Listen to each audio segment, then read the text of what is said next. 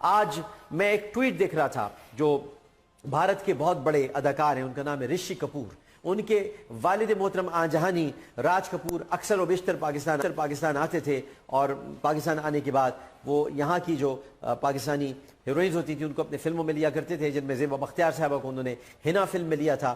میں بہت حیران ہوا ان کا ٹویٹ پڑھ کر، اور اس ٹویٹ میں وہ یہ کہہ رہے ہیں جو میں آپ کے سامنے پڑھ کے سناتا ہوں. وہ یہ کہتے ہیں کہ sorry India try to broker peace via actors films, sports, etc. with Pakistan, but they just want hatred. So be it. تالی دو ہاتھ سے بچتی ہے. محترم رشی کپور صاحب، میں آپ کو بتانا چاہتا ہوں واقعی تالی دو ہاتھ سے بچتی ہے. آپ کو افضل گرو یاد ہوگا، شاید آپ کو یاد نہ ہو. 9 فروری 2013 کی صبح 8 بجے محمد افضل گرو کو دہلی کی تہاڑ جیل میں اچانک پھانسی دے دی گئی تھی.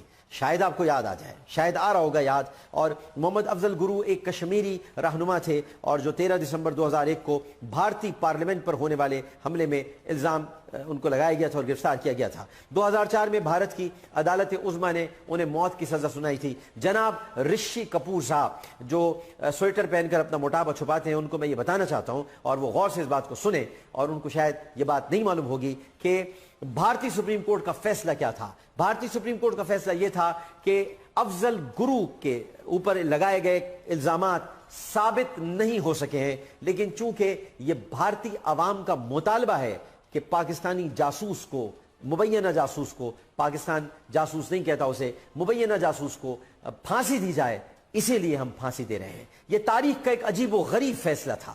کیا اس وقت رشی کپور صاحب آپ نے تالی ایک ہاتھ سے بجا لی تھی؟ کیا اس وقت آپ کا دوسرا ہاتھ موجود نہیں تھا؟